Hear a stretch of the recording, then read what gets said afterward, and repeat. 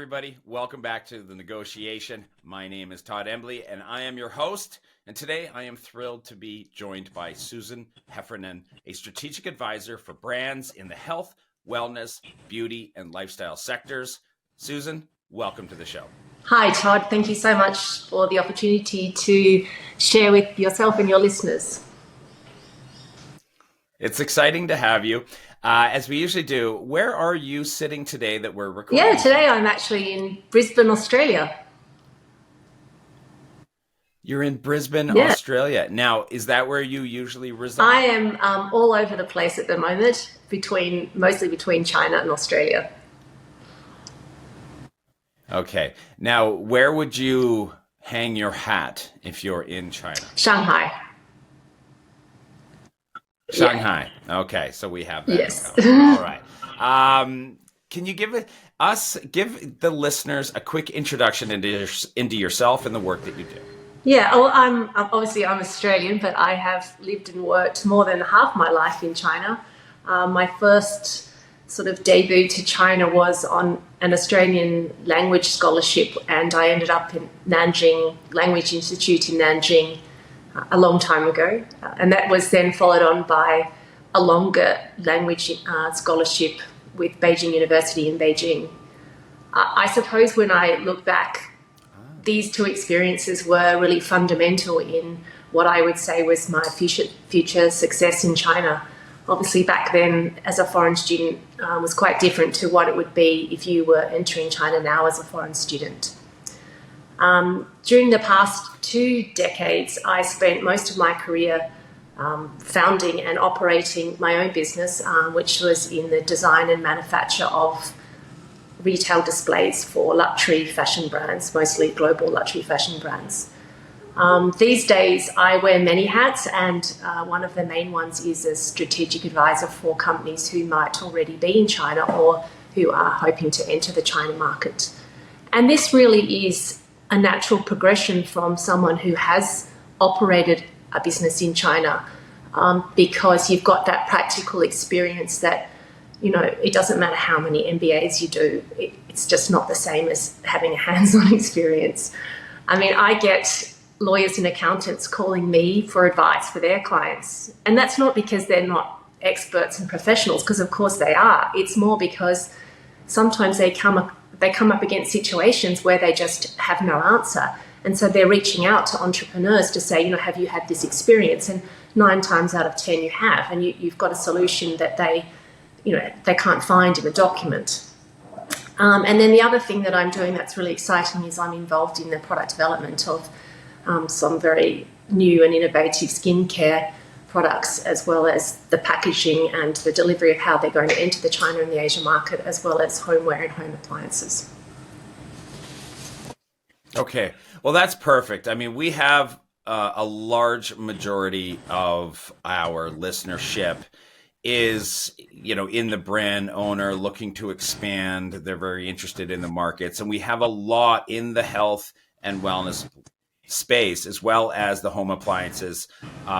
That's amazing. So we're going to be diving into all of that, but I want to start with Soozar. Okay, so what were you aiming to do with Soozar? Well, when I started, I had this intention to produce and design more residential home furniture, because at that time there was really no offer in terms of modern furniture as we know it today. You could obviously get traditional Chinese furniture, or you could even get very high-priced traditional Italian furniture that was all imported. And then, you know, at that time, the expats living there had the modern take on Chinese furniture, which was those sort of Chinese cabinets painted in red or blue. And there was really no other offer. So that was the original intent. Okay. How did you even decide? I mean, talk us through a little bit of your life there, what you were seeing, and how you decided that you wanted to even take on that role. I mean, what drove you to be entrepreneurial in that role, in that way? Okay. Well, I think because my background is, it's incredibly diverse. And there was one point in my career where I I've got a design background, I've got marketing and economics, and we'll talk about this more later, but then I went on to do health science. So when you're trying to pitch yourself to an employer and you say, well, I'm an economist and an artist, that doesn't fit in their box. No. And in a way, I always wanted to have my own business, and Asia is a place where you can, especially at that time in China, where you could be anybody you wanted to be. There was really nothing stopping you. And, being young and ambitious and being, told that you wouldn't fit in a box, you just get pushed and driven into that way.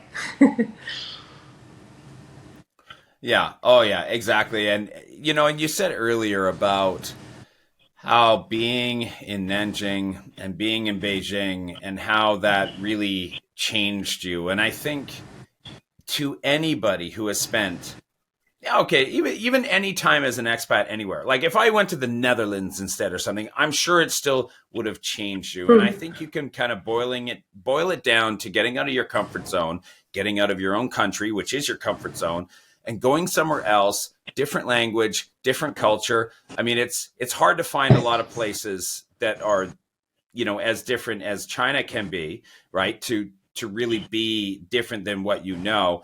And then try to build and grow and be. And of course, it impacts you, and of course, it changes you. I was an entrepreneur myself when I went there, which, when I look back, was really crazy thing to do. In a country where you don't know, but that's what builds you. That's what makes you. That's what grows you. So I applaud you for that, and I'll let you say anything you want to say on that. Sorry, Todd, I didn't hear the question. Can you ask it again? No, I wanted to know, I'll let you say anything that you want to about what I just said, about how it changes you and how being an expat and how that being an entrepreneur in a country not your own, a culture that is foreign to you, a language that is foreign to you, how did that impact you, and how would you say that has grown you professionally? It really teaches you about resilience. And, I think the more we read about as, business leaders or people leading a company, resilience is an incredible skill set that perhaps another thing that you can't be taught at school or university. It makes you become more open to any situation. You can be calm under pressure.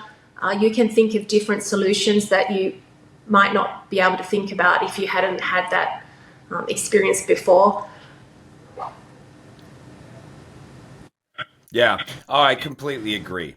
Going back to Soozar, can I ask how many of your clientele were in China or were Chinese local versus expats or foreigners? Yeah, like in the beginning, most of our clients were global clients, and of course they had China stores. But in those, back in those days, a lot of their stores were franchisees, and so the balance was maybe at that time in the beginning 90% export and 10% China sales.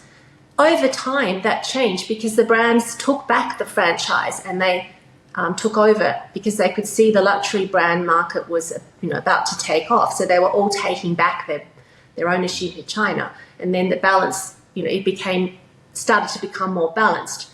But one of the biggest differences between selling within China, you might be producing the same product. Well, you were. And then 10% might go to China and 90% to the rest of the world. But the biggest key difference is selling domestically and selling for export. It's really two different business models. When you're selling for export, the rules are very clear. The customer places the order. The order is FOB, which for the listeners that may or may not understand that means in simple terms, the goods are paid for and then they go on the ship and then off they go. Where in China, you're dealing with freight on board. Thank you, Todd. So when you're dealing in China, it suddenly becomes you've got this whoever's working in the China entity. Well, I don't want it paid before delivery. I want you to come and deliver. I want you to come and install. So they don't the model is totally different. So what I found, as we got more and more sales in China, that I had to develop a completely different team just to deal with China.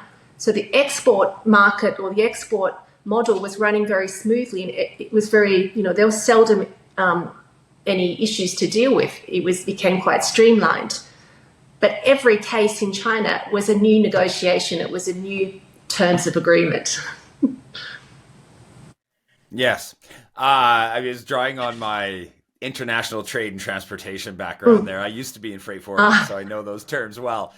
I want to take you on a little tangent here for a second, because I want to talk about IKEA, the impact of IKEA and the IKEA model versus what that's like in China, because it's very interesting, because even IKEA had to rearrange some of their models to exist and be successful in China for simple reasons like no tools, right? Yeah. Or trying to handle instructions, or never having been, it wasn't something they had to not only deliver, but build on site in the home for them when they bought. It just wasn't a part of their experience to date with furniture to have to construct or put it together when they get there. Yeah, the IKEA model was very interesting, I think, for the consumer, because they hadn't ever experienced anything like that. And I even remember buying the paper tray and putting it in my office and watching my staff try to put it together. And yet I am a furniture company, more or less. And so that was, that kind of thing was very interesting at that time. Yeah, I mean, it just really kind of puts a spotlight on the differences culturally and why you would have had to develop a new model and really your own team there to do things a lot differently. Can I ask you about sourcing materials? So the types of raw materials that you worked with, some of the biggest, craziest, most impactful, projects that you worked on. Can you speak to some of that? Yeah, look, sourcing when you're dealing with bespoke is still quite challenging because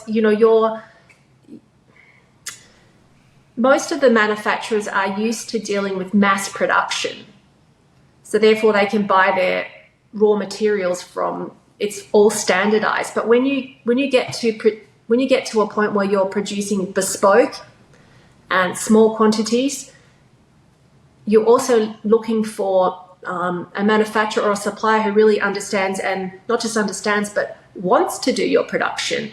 The biggest challenges that we found in this space is, can you buy a limited amount of raw materials as opposed to 1 ton of something or 10 tons of something? And will the supplier actually take on board your order? Okay. And what about projects that you did? Can you highlight some of the more memorable projects that you were working on? Yeah, I mean, there was an animal phase there for a while. Things like we made giant, real life-size elephants out of stainless steel, polished stainless steel sheets. We've made life-size sharks, giraffes, monkeys. Then there was a standalone shop in the US for Alberta Ferretti, where we completed the entire shop, including the facade, and put everything into containers, so shop in the box. This was a pretty daunting project in the beginning, but fortunately we were working with a very skilled architect, so this project went off very, very smoothly. Wow. So how did you source those partners that you were looking for, even a raw materials partner? How did you find them then? Yeah, it was very challenging in those days. You had to just, you'd find one and then you'd find another.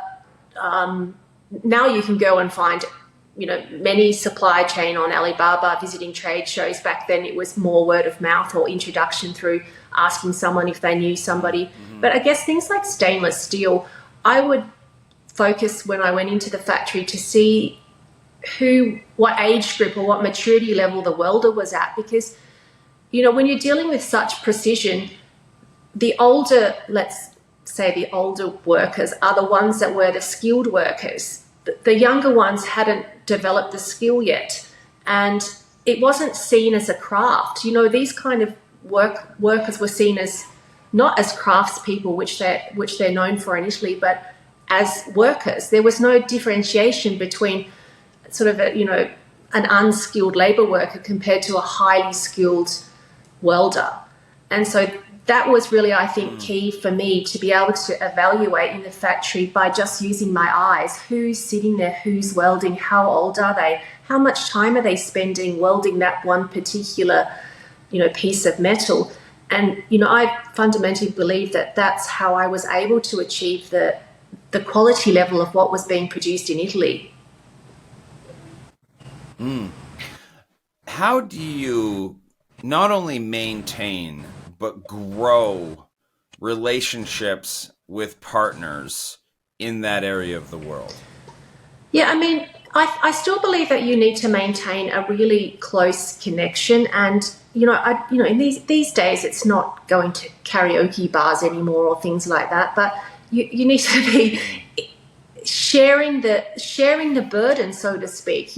Of course, maybe one of your suppliers also has an issue from their supplier. Something happened along the chain, which we would just blame the next person down the line naturally. But then if you dig a bit deeper and you understand what their problems are and be on their team, be on their side, I think that's what's also really helped. Rather than just complain to them, it's helping them to solve their problem as well. Another factor is to be respectful to, again, typical just normal Chinese culture, give face, give respect. So many times I see clients being, not so polite to the supplier. Well, that's not going to get them anywhere. And also payment terms. You often see sort of overzealous accountants trying to hold on to the payment because they can just, it looks good to their boss or whatever the reason, but actually it doesn't get you anywhere.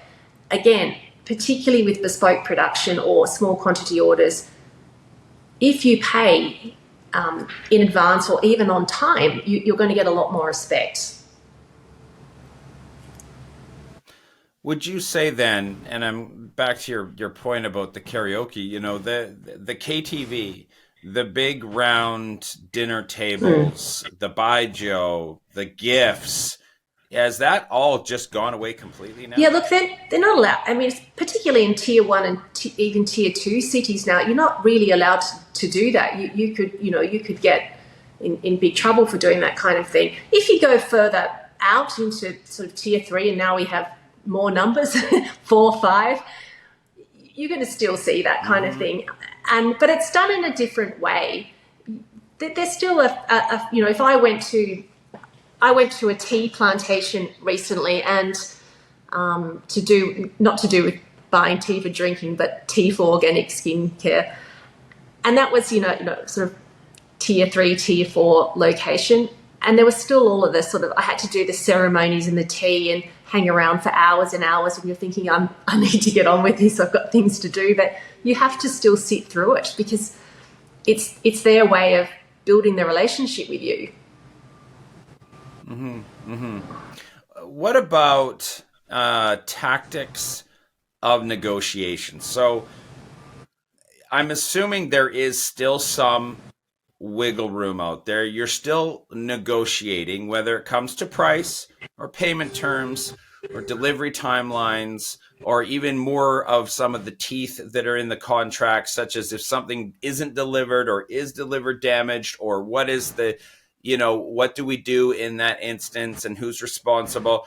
Negotiating all of those terms. Can you talk to us a little bit about what it's like to negotiate with partners in that area of the world? And then, what are your tips and some of the tactics that you use that you want to pass along to our listeners? Look, I think that the number one lesson or rule for me is that you must understand that everything is a negotiation. That's number one. And number two, negotiations are are a good thing, because if there's no negotiation, there's no deal. And what I've also often seen is people think they're negotiating, but actually they're just give me black or give me white. And actually that's just a threat. That's not a negotiation. And if you threaten somebody, they're just going to walk away. So always be prepared and ready to give something to get something. You must give something. And it doesn't mean that when you walk out of the negotiation that it's going to be, you're going to get 50% and I'm going to get 50%. You know, maybe I'm only going to get 10 and you're going to get 90. But as long as you show that you're open to negotiate and you're going to give something, then you can always come back to the table. I think we have to be careful not to close the table. We have to always keep it open. Mm-hmm. Well, I mean, does that mean we want to start high because we know where we want to be? So we start somewhere else. And also, okay, so that question, but also I know that there is a myth, an urban myth that especially in China, they really like to feel like they're getting a good deal, right? And that you do want to leave them believing that they are getting a good deal. And in a way that is showing them face. And so are there tactics at play, or is that really just honest business dealings?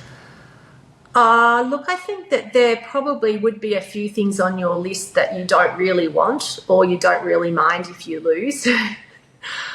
So there is some truth to that you need to come in a little bit high. But on the other hand, once you are more familiar in that relationship, that partner will know that that you're over exaggerating. So because you've got to know each other better and there's more trust. But probably in the beginning. But on the other hand, you also can't go too high, because that supplier or the person that you're dealing with might just go too hard, don't want to deal with you. So yeah, there's a balance that you need to achieve. Okay, speed round. Are they tough? Are they fair? Or are they both? Or neither? I think tough and fair. Tough and fair. They're both. Yeah. Okay, good. Let's move on to talking about the health and wellness sector. Okay. So first thing, paint us a picture of what the health and wellness personal care industry looks like here, spring 2023. What does it look like in Asia Pacific or China specifically? Okay, well, I think that what we're seeing is a repackaging and a rebranding of what the Chinese elders have been practicing for centuries. You know, when you go into a park in China, they're doing Tai Chi or they're ballroom dancing. Mm-hmm. Now the younger generation have repackaged that into yoga and Pilates. You know, the fundamentals are still there where they were before. It's about being healthy, being agile, being flexible. Aren't they all the same thing? I mean, sometimes I even think the youngsters think that they invented this whole be healthy, be flexible. But when you look back in history, it's always been there.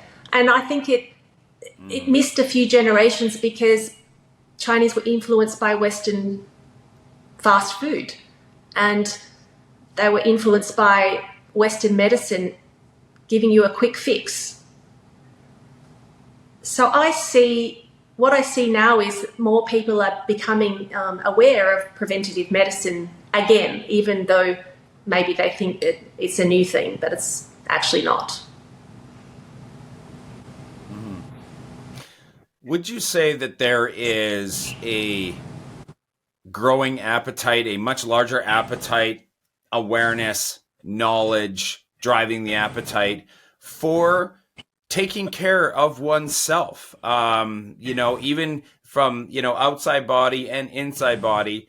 How has that progressed in the time that you've been in the industry? How has that grown? Oh, it absolutely in leaps and bounds. I remember that when I first came to China and I was jogging, I was like outside, I was like some kind of alien. You know, you would be jogging around the street and people would just stop and stare at you.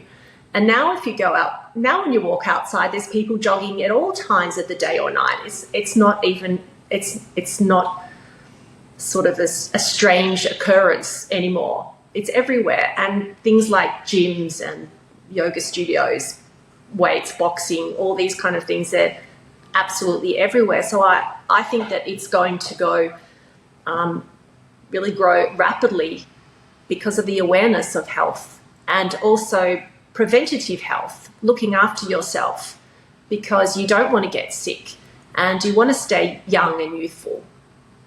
A lot to do with the recognition that looking after your internal body will make you look better. So how does one start to build and grow a brand in the health and wellness space? Where are the places and the platforms and the medias? And where do you want to be and what do you want to be doing? What do you want to be activating to be successful in that area of the world? That's a very big question, Todd. I think I know it's an entire. What is your entire marketing plan in 3 minutes, please? No, but you know, I think because it's changed, and I guess the reason that I asked that and was inspired to bring that up was I started thinking about influencers and micro influencers and KOLs and KOCs and Xiaohongshu and the rest of everything that that's over there.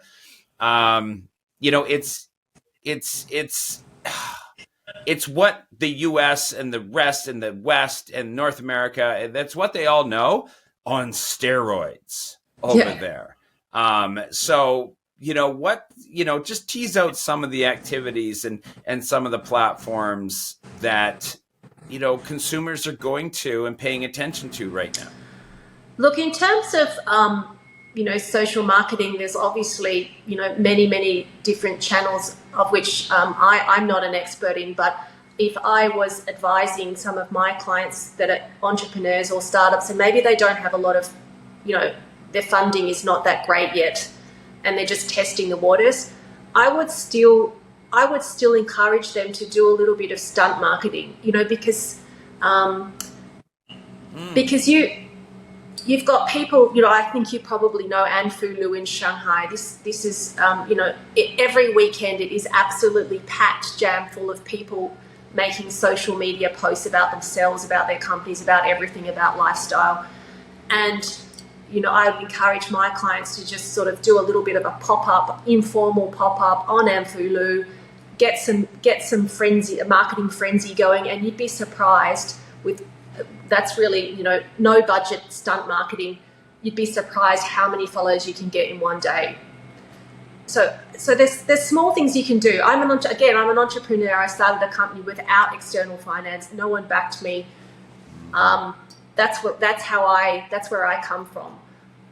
I would highly encourage them to try any kind of stunt marketing because you have the environment to do it and you have the audience captivity. Sorry, blah. You have the audience behind you to really, get some traction on that. Mm-hmm. Yeah, I mean, fingers crossed you could ever get something to go viral in China. You've got it made. You've got it made, right? For listeners, and I do feel like I have to translate what Anfu Lu means, because Lu in call it, I don't know, speaking in Mandarin, that's road, right? And so Anfu Lu is just a very, very high trafficked, very high end, where a lot of brands are. It's a bit of a shopping street, is it not? I mean, it's a big street, but that's where a lot of brands are. Right, in China. Yeah. So when Susan says Anfu Lu, that she's just, it's a bit of a cheat code on just talking about this is the area, the spot of Shanghai where you really want to be, doing something pop up because there's just so much foot traffic. And so, yeah, thought I'd explain that real quick. Okay, Susan, crystal ball time. Talking about the next 3 to 5 years, obviously this entire industry has grown by leaps and bounds. I don't think anywhere in the world could it be hotter. More or less just because the floor was so much lower, they had so much further to come. So that's why we've just seen the growth rates that we've seen and it continue to see because it has so much farther to go. But what do you see as far as trends and where the sector is going over the next 3 to 5 years? Yeah, the wellness movement is really an enormous growth sector. So anything from new health foods, vegan, gluten-free products, private health clinics, as we would know them, anything to do with traditional or preventative health, anti-aging, active wear, all things organic, all to do with this wellness, better health, lifestyle, the government educating the population on wellness, even incentivizing employees to make sure that their teams are healthier. We're going to see a lot more of that. Mm-hmm. I think you've talked about packaging as well as has advanced. I'm curious about, and I mentioned packaging because we have seen some advancements in packaging and what's on packaging and what they're representing. We've seen this shift to biodegradable, non-GMO, animal friendly, good for the planet, organic. This has been a theme that has been growing and growing for over a decade in the Western world. Is this similar in Asia and in China? Yeah, look, it definitely is. As long as that packaging is still, as we would say, Instagrammable. As long as they're really on board with all of that. But it's the key is still it's got to look good. It's obviously in any of these sort of products, the product is only half the value. It's how does it look? How does it feel when I touch the package? Does it make me feel comfortable? What's in the package or what's in the bottle? Yeah, it's really just as important as the outside is just as important as the inside. Got you. Do you recommend, is there any leading indicators from the rest of the world that can possibly impact China? Or is China now the leading indicator? I think if I were to look back 20 years ago, I think China took a lot of fashion leading indicators from Korea and Japan, first and foremost, right? And they were starting to kind of lean on, and you'd see some patchwork of attempts that were clearly based on, either some of the Japanese or the Korean kind of fashion styles or whatever. Is there anywhere that China is still taking any leads from on what they want to do in that health and wellness space, or is China now just looking inward and they are their own leading indicator? Oh, I think they're still taking lead on, I would say, more on raw materials for, if you're talking about organic skincare, they're definitely taking lead from even places like Australia and France, the UK, for the raw materials. And they're really fast tracking themselves, I suppose, in how to either grow those plants, for example, by themselves, or how to get those raw materials from other countries and bring them back and process them in China. But fundamentally, I think it won't be long before they'll be able to produce, many of these things by themselves. And I guess it's just really a trust factor that they have to make the Chinese people themselves trust the supply chain in China, because currently the trust level isn't quite there is this product real? Is the quality level really the same as it is in Europe or Australia or New Zealand? And that will take a little bit more time, but finally I think they'll get there. Yeah. It's almost generational. Like 15 years ago, they would, anything that came to baby, even, formula and whatnot, that was all coming from Japan or, South Korea or Australia or somewhere else, right? There was just, and it was a trust thing. And I think when it comes to trust, that seems to be almost generational when it's, now I think the younger generation, the 20 somethings now, they are probably starting to have, they would have the most trust in anything China made that has ever existed in China's lifetime over the last 50 years, for sure.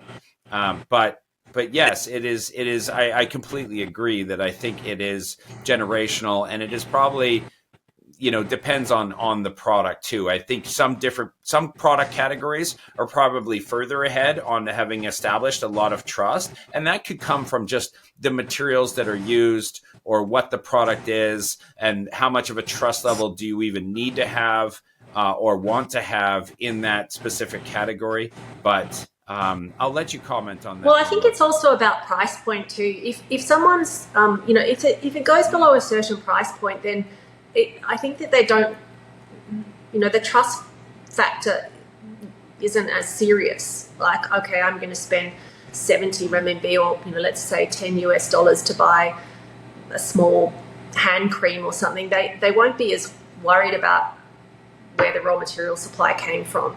But if they're going to spend $100, then, you're going to think about it a lot more. So really, I think that just comes to the price point. Yeah. Okay, I agree. Thank you for that. I want to wrap up the conversation going back into the furniture and the home decor space. Now, let's start a little bit with what's hot in China right now. Are they still looking for life-size elephants and giraffes? Or, what is kind of hot there right now? And what is driving these trends? Yeah, well, they're looking for things that are obviously smaller than an elephant.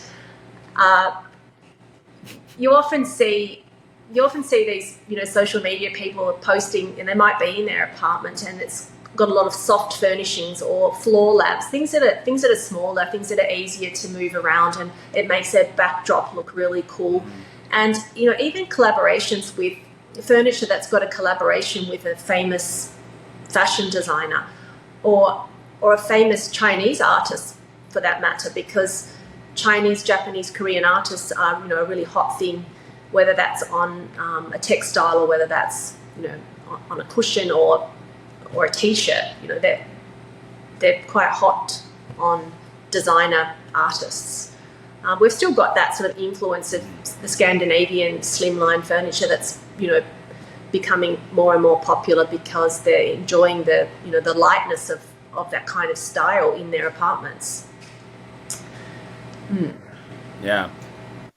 How important is that apartment living that is predominant in pretty much any of those first three numbers, the tier 1, tier 2, even tier 3, because it is so much about high rise and apartment style living in very, dense areas of population. How much does that impact that industry?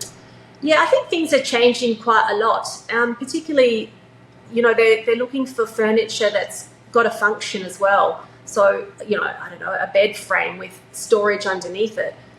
They may not have had that before, but if we go back to IKEA again, you've got really good solutions now that they're picking up on because the spaces are small, but they want them to look uncluttered.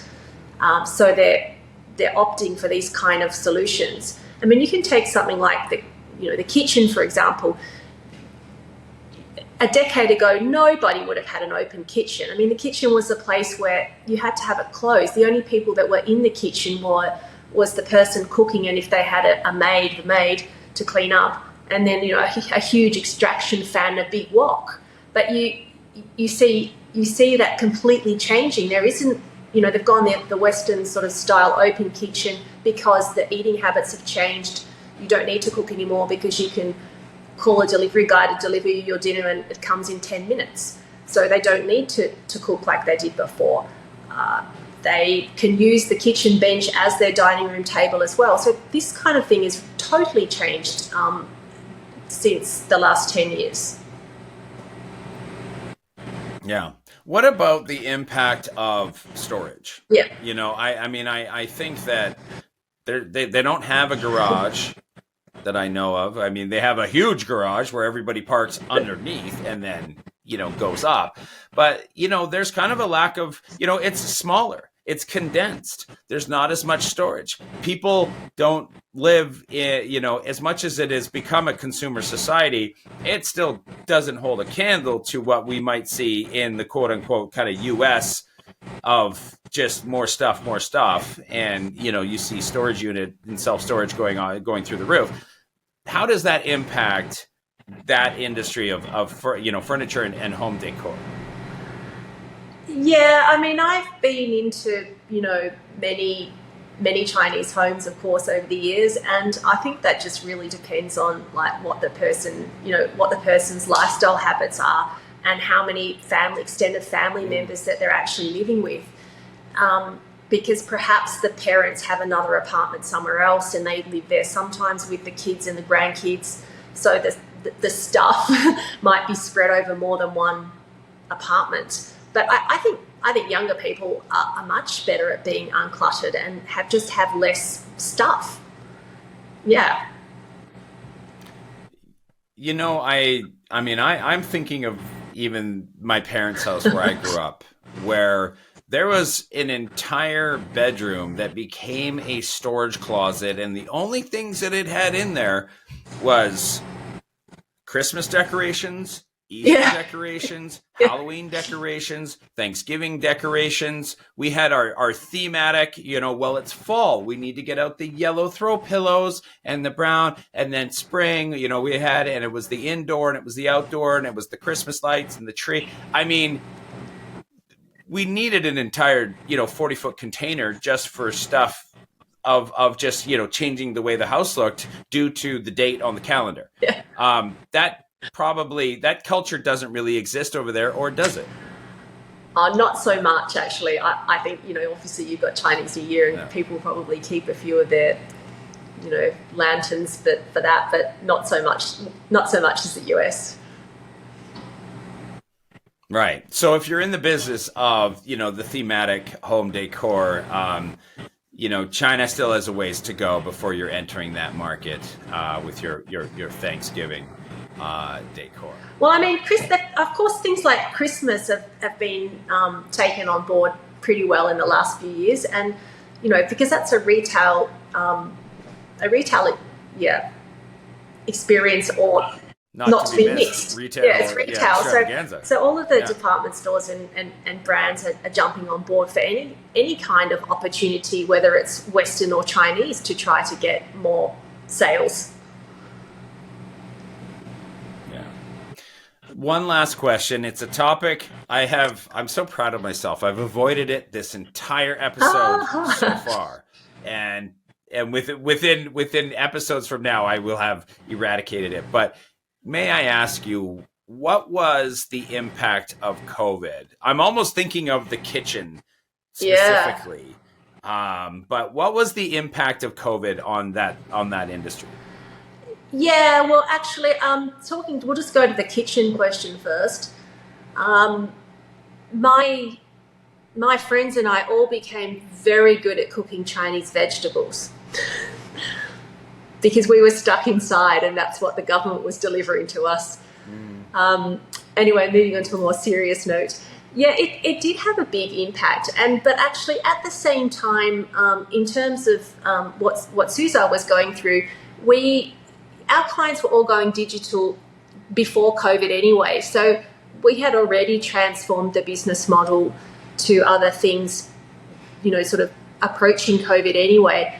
I think that the people did redo their houses and, you know, small things to their apartment during COVID because they were stuck inside and they were bored and they got sick of looking at the same layout of their furniture.